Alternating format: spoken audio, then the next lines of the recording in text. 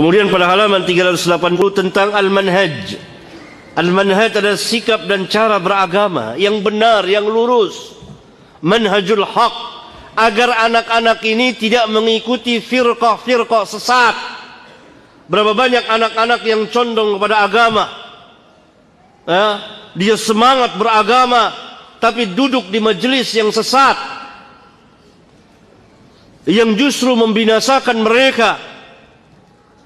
Lihat yang mengajarkan tentang jihad sana, jihad sini tanpa ilmu, ngebom sana, ngebom sini. Itu anak-anak muda, tapi sesat mereka dalam beragama. Maka kita ajarkan anak kita manhaj agar mereka di dalam beragama tidak tersesat. Ada bom bunuh diri berapa banyak? Itu kan dilakukan oleh para pemuda. Bahkan ada yang usianya sangat muda sekali, belasan tahun.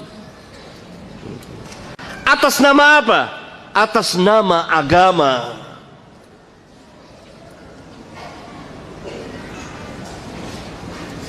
Kenapa?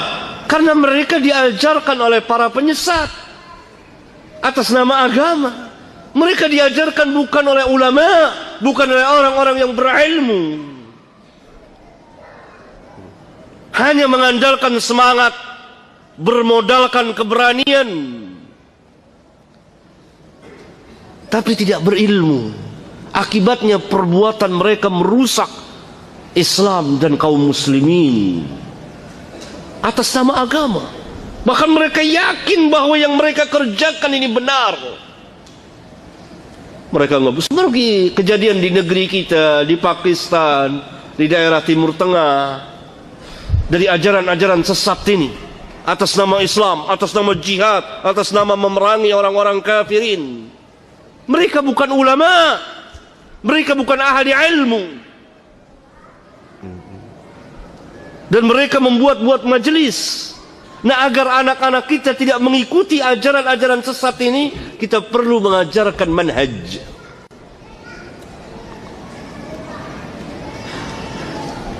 Saya telah menulis sebuah kitab tentang masalah manhaj, itu law kana khairan lasabaquna ilaihi. Barangkali kalau memungkinkan kita bahas di masjid ini, kalau mungkin, insyaallah taala,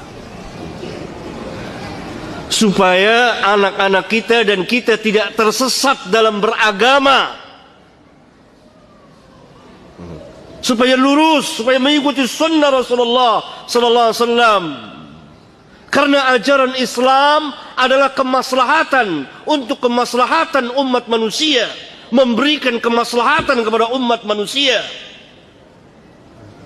Hatta orang-orang kafirin hidup di tengah-tengah kaum muslimin dijamin aman.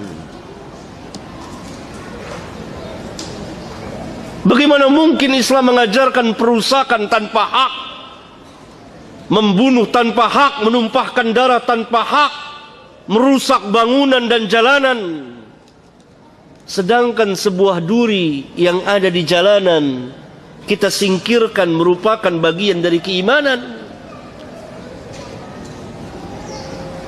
Kan Nabi SAW bersabda, iman itu mempunyai 60 cabang lebih, dalam riwayat yang lain 70 cabang lebih.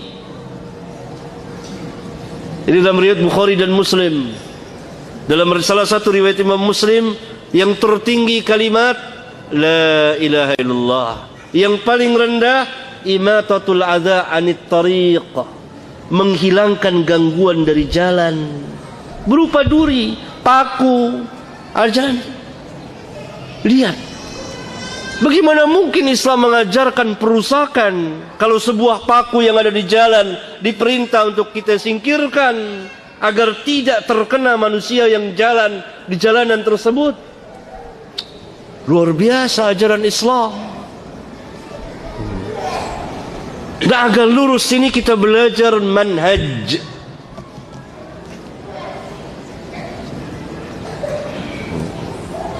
Agar tidak tersesat jalan.